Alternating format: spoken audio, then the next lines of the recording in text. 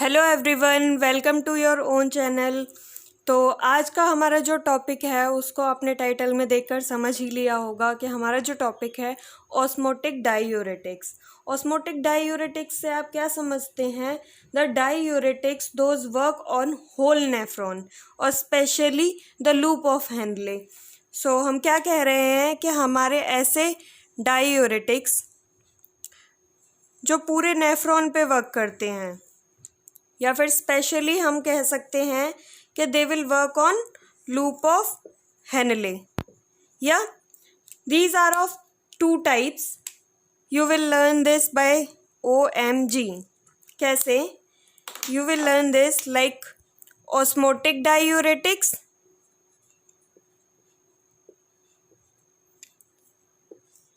Mannitol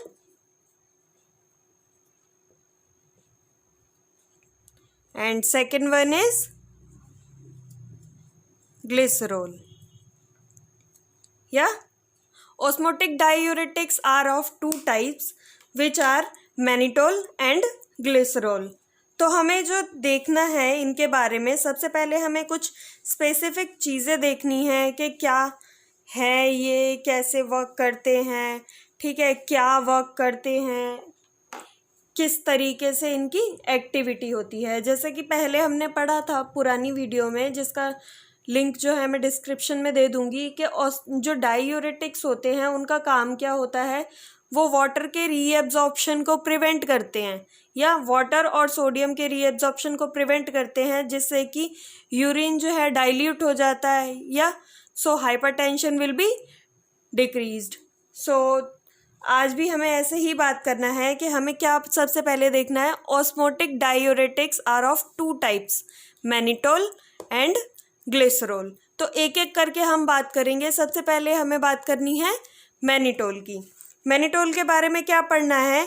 mannitol जो है non electrolyte है, ठीक है, और लाइट है, इनर्ट है, मतलब फार्माकोलॉजिकली इट इज़ इनर्ट।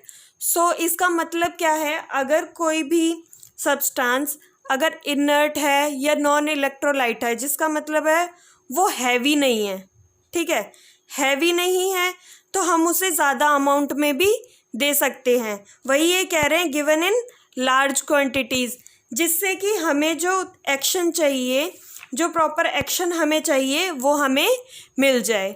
ठीक है, क्या कहना चाहते हैं? ये जो है इनर्ट होता है, ठीक है, और नॉन इलेक्ट्रोलाइट होता है, जो कि सफिशिएंट अमाउंट में हम दे सकते हैं। फर्स्ट थिंग हमने क्या पढ़ी?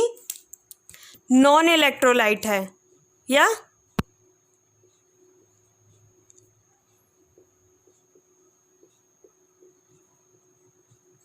और फार्माकोलॉजिकली इनर्ट है, जिससे क्या होगा, हम उसको सफिशिएंट अमाउंट में दे सकते हैं।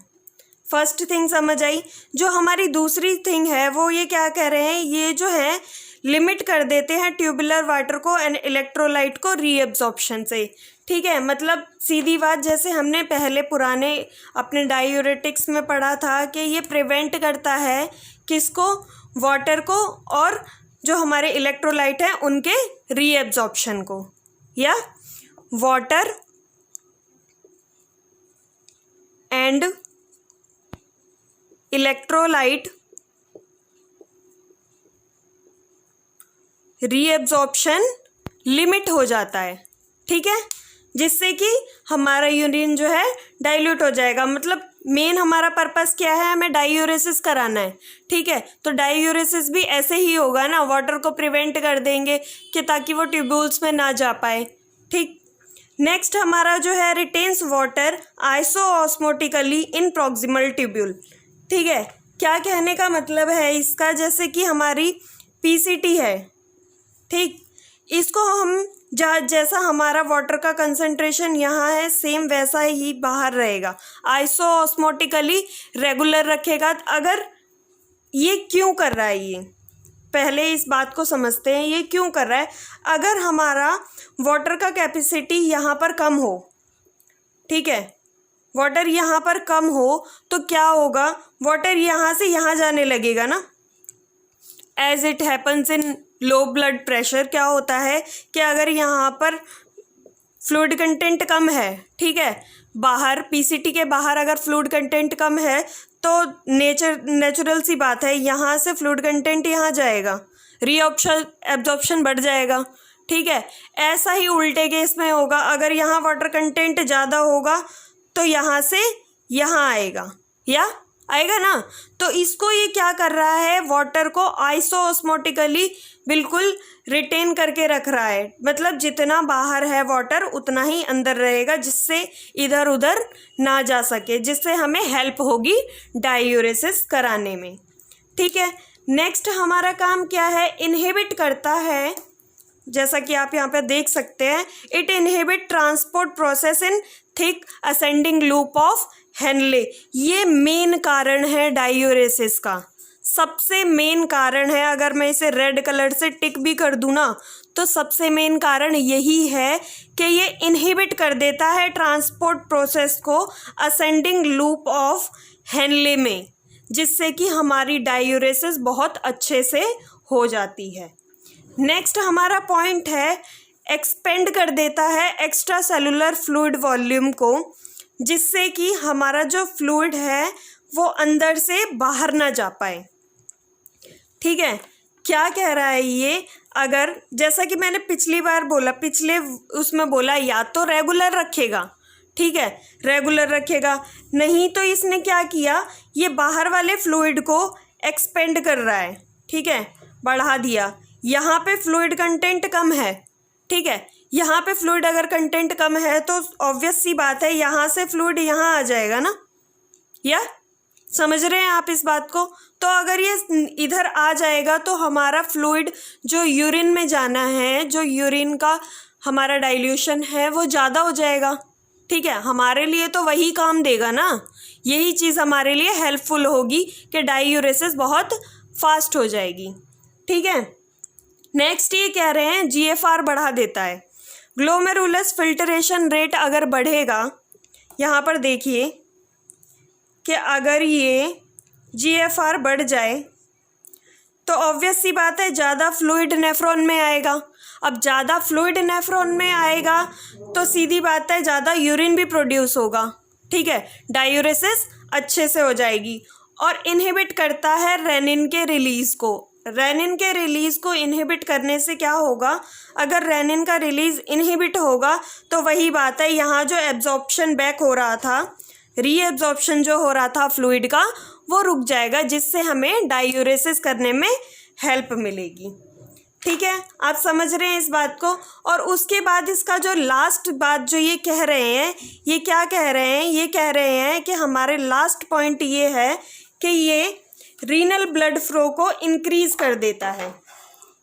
अब आप समझने की कोशिश कीजिए, ये आपकी ब्लड कैपिलरी है या ब्लड है, ठीक है, ब्लड वेसल है, यहाँ पे आपकी नेफ्रॉन है, ठीक है, जितना ब्लड यहाँ पर आएगा, समझने की कोशिश करना मेरी बात को, जितना ब्लड, ये एफरेंट और ईफरेंट आर्ट्रियोल हैं, जितना ब्लड यहाँ पर आएगा उतना ही फिल्टर होगा। पहला पॉइंट क्या कहा, जीएफआर इंक्रीज हो गया, जीएफआर इंक्रीज हुआ, ठीक है, जीएफआर इंक्रीज हुआ तो हमारे साथ क्या हुआ, जैसे कि यहाँ पर ब्लड फ्लो इंक्रीज किया सबसे पहला, ठीक है, ब्लड फ्लो इंक्रीज कर दिया, ठीक, फिर अपना ये जीएफआर इंक्रीज कर दिया, जीएफआर इंक्रीज कर दिया, रीएब्जॉर्प्शन कम कर दिया, ठीक है, बाहर से अंदर फ्लूइड ज़्यादा आया, ऑब्वियस सी बात है कि यूरिन ज़्यादा प्रोड्यूस होगा, डाययूरेसिस ज़्यादा होगा, और यही हमें चाहिए था, एट द एंड हमें यही चाहिए था, या सो हमें नेक्स्ट जो चीज़ देखनी है, इसमें हमें क्या देखना है कि हमने बात कर ली मैनिटोल की, ठीक है, हमें जो नेक्स्ट बात करनी है वो ग्लिसरॉल की करनी है। ग्लिसरॉल की भी कुछ बातें हैं जो जान लेनी चाहिए, ठीक है। क्या होता है, जैसे ग्लिसरॉल में क्या होता है, ग्लिसरॉल जो है ओरली एक्टिव है। अगर मैं कहूँ मैनिटोल की बात, तो मैनिटोल जो है वो इंट्रावेनसली एक्टिव है, ठीक है, और ग्लिसरॉल जो है ओरली एक्टिव है। मीन्स मैनिटोल जो है आप आईवी दे सकते हैं, बट ग्लिसरोल आपको ओरली ही देना पड़ेगा। Mannitol can be given in IV route and orally also, but glycerol के केस में आपको ओरली ही देना पड़ेगा, जिससे कि वो डिस्टर्ब ना हो। अगर इरिटेंट हुआ तो, या फिर म्यूकस मेम्ब्रेन इरिटेट की या कुछ भी किया तो ऐसा हो सकता है। ठीक है, हमें ग्लिसरोल की और बातें करनी है। ग्लिसरोल के बारे में हमें क्या बात करनी है? ग्लिसरोल जो है इंट्राऑक्यूलर प्रेशर को रिड्यूस कर देता है। अब आप कहोगे ये क्या चीज़ है? Intraocular pressure means if you are having glaucoma, ठीक, ग्लूकोमा है आपको, ठीक है, ऑब्वियस सी बात है आपकी जो आई है उस पर प्रेशर पड़ेगा, मतलब फ्लूइड बहुत ज़्यादा आ रहा है। ठीक है, मेरे कहने का मतलब समझिए, आपकी आई पर फ्लूइड बहुत ज़्यादा आ रहा है। ठीक है, उस केस में हम ग्लिसरोल देते हैं, किस लिए? ताकि हमारा जो इंट्राऑक्यूलर प्रेशर है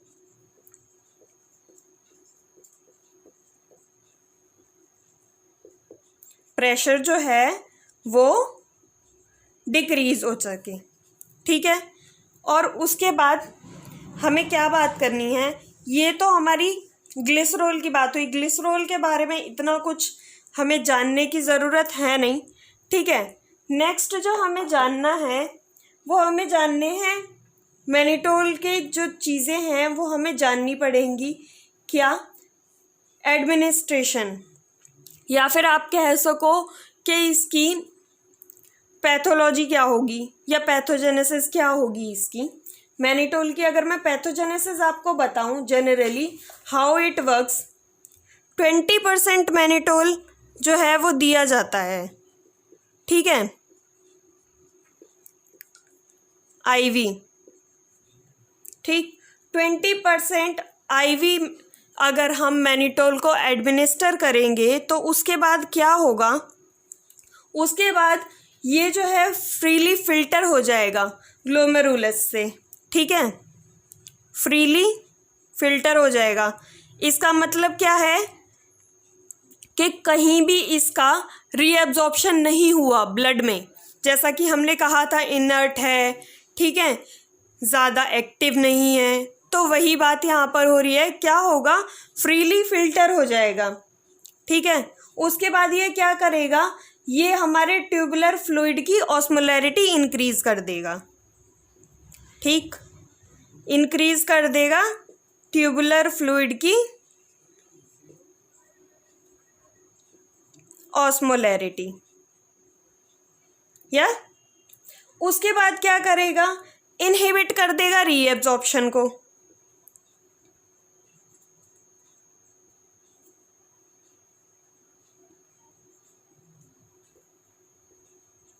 फाइनली एट द एंड जो इसको काम दिया गया था ये वो कर देगा, मतलब डाययूरेसिस।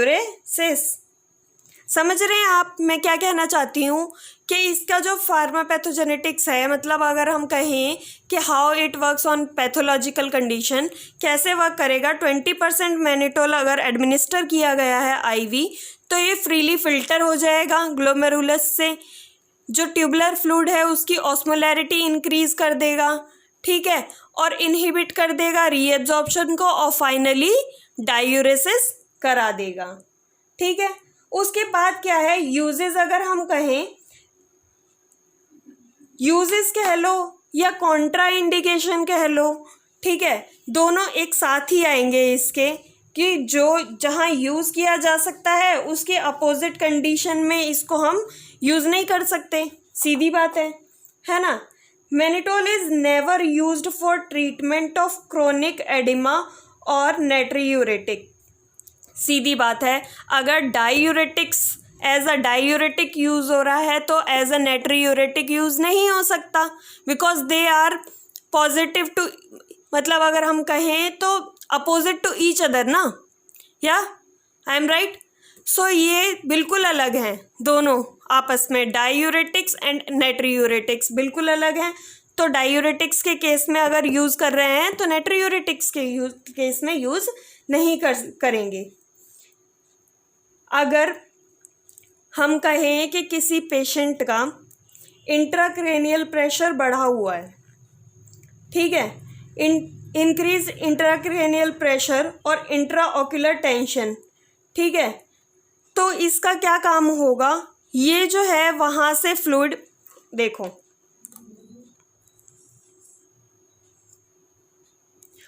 डोंट जज माई drawing, okay, this is your brain, okay, and this is your I, okay. अगर इंट्राक्रेनियल प्रेशर इंक्रीज्ड है, ठीक है, और इंट्रा ऑक्यूलर प्रेशर इंक्रीज्ड है, ठीक, तो दोनों ही केस में ये जो है वाटर को रिटेन करेगा फ्रॉम ब्रेन एंड आई, ठीक है। तो क्या करेगा, बॉडी फ्लूइड को हम ब्लड सर्कुलेशन में ले आए, ठीक है, यहाँ से इंट्राऑक्यूलर प्रेशर भी कम कर दिया, इंट्राक्रेनियल प्रेशर भी कम कर दिया, ये फर्स्ट यूज़ है इसका, ठीक है।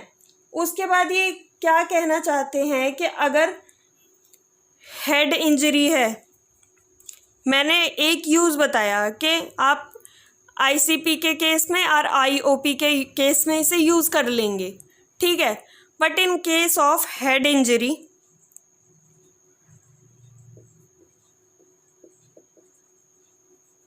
और shock you will not use this. Why? देखो मैंने क्या कहा था, ये सीएसएफ को ब्लड में ले आ रहा है, ठीक है, यहाँ से ये जो इंट्राओक्यूलर प्रेशर है उसको कम करके फ्लूइड को जो है वापस ले आ रहा है, ठीक है। अगर मैं कहूँ यही फंक्शन ये इस केस में करे, हेड इंजरी के केस में और शॉक के केस में, एक तो पहले ही फ्लूइड लॉस हो रहा है, ठीक है, इन case of head injury fluid loss पहले ही हो रहा है, और उसके बाद ये अगर हमने दे दिया, ठीक है, मैनिटोल अगर दिया गया है, तो क्या होगा उस केस में, ये फिर बॉडी फ्लूइड फिर ब्लड में आ जाएगा, ब्लड सर्कुलेशन में, और ब्लड सर्कुलेशन फास्ट हो जाएगा तो ब्लीडिंग फास्ट हो जाएगी, तो पेशेंट कैन डाई दिस, ठीक है। नेक्स्ट हम इसका यूज़ कहाँ करते हैं, जीएफआर को मेंटेन करने के लिए, टू मेंटेन जीएफआर, या जीएफआर मेंटेन करने के लिए, ठीक है, इसका यूज़ करेंगे। नेक्स्ट जो है अगर हम कहें तो अगर हमारी ऑस्मोलैरिटी ऑफ प्लाज्मा जो है वो रैपिड हीमोलाइसिस की वजह से, अगर जैसे डायलिसिस के केस में, ठीक, डायलिसिस के केस में हमें डायूरेसिस फास्ट करानी है, ठीक है, मतलब हमें उस जो हमारी डायलिसिस यूनिट है अगर उसमें हमें फ्लूइड फास्ट चाहिए, ठीक है, उस टाइम पे मैनिटोल का यूज़ कर सकते हैं to counteract low osmolarity of plasma due to rapid haemolysis और पेरिटोनियल डायलिसिस। अगर उसकी वजह से अगर कम हो रहा है हमारा ब्लड प्रेशर, ठीक है, तो उस केस में हम दे सकते हैं। ये तो हमारी बात हुई यूजेस की, ठीक है। अगर हम कहें कि ये क्या क्या कर सकता है गलत, ये क्या कर देगा, तो उस केस में अगर हम बात करें तो ये क्या करेगा, इसमें क्या हो सकता है, अगर बहुत ज़्यादा क्वांटिटी अपने मैनिटोल की दे दी है, ठीक है, अगर आईवी मैनिटोल आपने बहुत ज़्यादा दे दिया है तो ऑब्वियस सी बात है ये जो है वॉल्यूम बहुत ज़्यादा बढ़ जाएगा। Too rapid and too much quantity of IV mannitol can cause increase in blood volume, ठीक है। क्यों?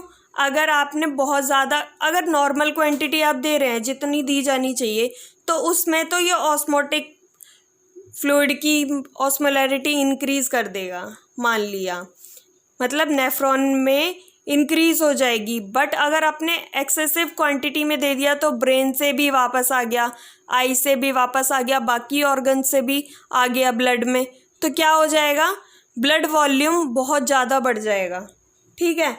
जिसकी वजह से अगर ब्लड वॉल्यूम ज़्यादा बढ़ा तो क्या हो सकता है, आप इतने तो पढ़े लिखे हैं सबके सब, अगर ब्लड वॉल्यूम इंक्रीज़ होता है, ठीक है, ब्लड वॉल्यूम अगर बहुत ज़्यादा हुआ तो सीधी सी बात है ये हमारा जो ऑर्गन है प्यारा सा, इस पर बहुत ज़्यादा असर पड़ने वाला है। हार्ट पर बहुत ज़्यादा असर पड़ेगा, हार्ट फेलियर हो जाएगा और पल्मोनरी एडिमा हो सकता है। एडवर्स इफेक्ट मैं बता रही हूँ इसके, हार्ट फेलियर हो जाएगा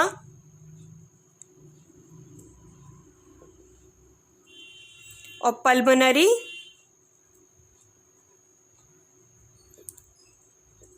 एडिमा हो जाएगा। समझ आया? अगर एक्सेसिव क्वांटिटी में डायूरेटिक्स दिए गए, मतलब ऑस्मोटिक डायूरेटिक्स अगर हाई क्वांटिटी में दिए गए, मैनिटोल और ग्लिसरॉल, तो क्या होगा, हार्ट पे बहुत ज़्यादा प्रेशर पड़ने वाला है क्योंकि ब्लड वॉल्यूम इंक्रीज हो जाएगा और हार्ट पे प्रेशर होगा बहुत ज़्यादा, तो हार्ट फेलियर होगा और पल्मोनरी एडिमा भी पक्की बात है, होना ही होना है। ठीक है।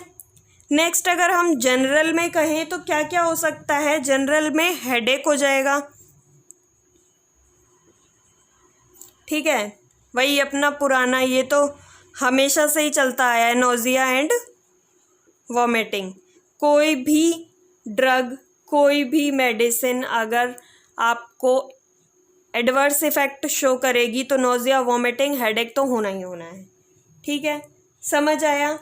ठीक है। किन केस में नहीं दोगे? CCF, कंजेस्टेड कार्डियक फेलियर के टाइम पे, ऑब्वियस सी बात है, ये नॉर्मली हार्ट फेलियर ही कर रहा है अगर एडवर्स इफेक्ट शो करेगा। ठीक है, तो कॉन्ट्रा इंडिकेशन क्या है?